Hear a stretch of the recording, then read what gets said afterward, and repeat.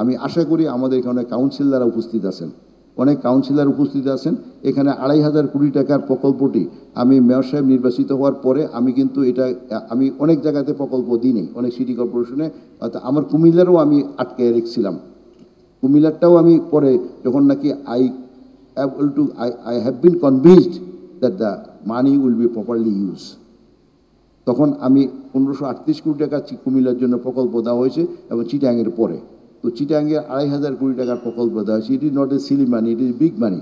আমরা 300 কোটি টাকার প্রকল্পের জন্য আজকে এখানে একটা সিরিমনি করতেছি, আপনারা সবাই এখানে এসে উপস্থিত হয়েছেন, আপনাদের উৎসাহ। সেই প্রকল্পটা 2,500 কোটি টাকা, যদি আমি কোনো সিরিমনি করিনি, কিন্তু আমার প্রত্যাশাটা এটা থাকতেই পারে যে ঠিকমতো কাজগুলো হোক এবং কাজগুলা কোয়ালিটি যেন ঠিক হয়। মানুষের জন্য যেই সমস্ত বরাদ্দ, মানুষ যেন যে সমস্ত কাজ হবে, দেখুন আমি একটা ইনফ্রাস্ট্রাকচার তৈরি করলাম, একটা প্রকল্প তৈরি করলাম, কাজ করলাম, কিন্তু কাজটা ঠিকমতো হলো না, তো আমার পুরো টাকাটাই তো লস না, আমার জন্য একটা বার্ডেন হলো। একটা যদি বিল্ডিং বানাইলাম, এই বিল্ডিংটা ঠিকভাবে হলো না, তাহলে আমাকে এখন ভাঙতে হবে, ভাঙিয়ে আবার নতুন বিল্ডিং বানাইতে হবে, তাহলে আমার ডাবল কস্ট আমাকে অ্যাঙ্কার করতে হবে। তো আল্লাহর হস্তে এই কাজটা যেন না হয়। চিটাগাং অত্যন্ত সমৃদ্ধ জেলা, নগরী। তো এই চিটাগাংটাকে আমরা উজ্জ্বলভাবে গড়ে তুলি এবং আমরা সবাই মিলে সরকারের পক্ষ থেকে যেটিও করবে। আর সিটি কর্পোরেশন আমাদের মেয়র সাহেব তো একটা অভিজাত পরিবারের সন্তান এবং একজন ভালো মানুষ হিসাবে সমাজের মানুষের কাছে পরিচিত। আমি আশা করি আপনারা সবাই ওনাকে সহযোগিতা করবেন এবং তার লিডারশিপে আপনারা চিটাগাং শহরটাকে ঠিকভাবে করেন। আর আমি মেয়র সাহেবকে একটা কথা বলে যাই যে আমি তাজুল ইসলামের হিসাবে না, আমি মিনিস্টার হিসাবে কথাটা বলছি। I am empowered by constitution. যে আপনাকে আমি বলে যাই, আপনি তো সবাইকে নিমন্ত্রণ করতে পারেন। আমাদের এখানে বিভাগীয় কমিশনার আছে, আমাদের এখানে পুলিশ কমিশনার আছে, আমাদের এখানে ওয়াসার এমডি আছে, আরও বিভিন্ন ধরনের আমাদের সিডিএর চেয়ারম্যান আছে, তারপরে জেলা পরিষদের চেয়ারম্যান আছে। আন্ডার ইউ লিডারশিপ আমাদের মহিউদ্দিন সাহেব আমাদের নেতা ছিলেন, তো আমরা তো দেখছি যে সবাইকে নিয়ে উনি বসতেন। তো আপনি ডাক দিলে আসবে না কে, কেন আসবে না? আমি যেমন মিনিস্টার হিসাবে আপনাকে বলার অধিকার আমার আছে, আমি বলি।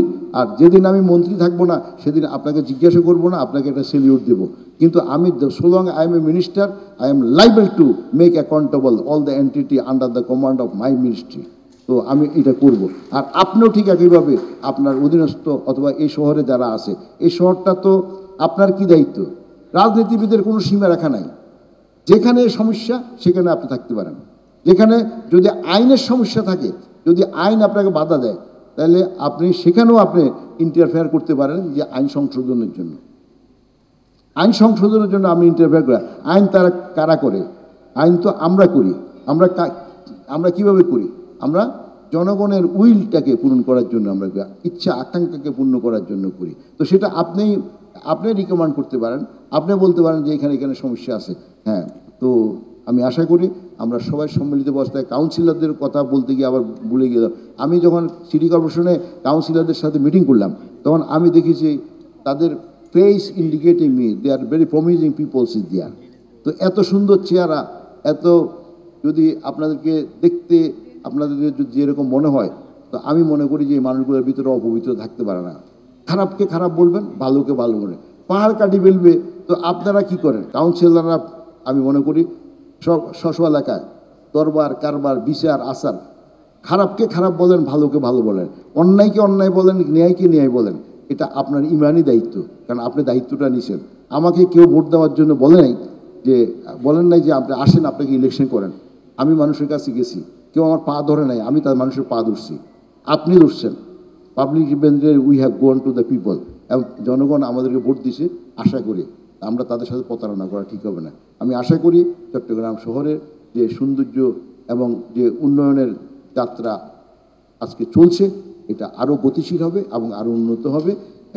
আমাদের মেয়রের নেতৃত্বে আপনারা সবাই মিলে সুন্দরভাবে কাজ করবেন।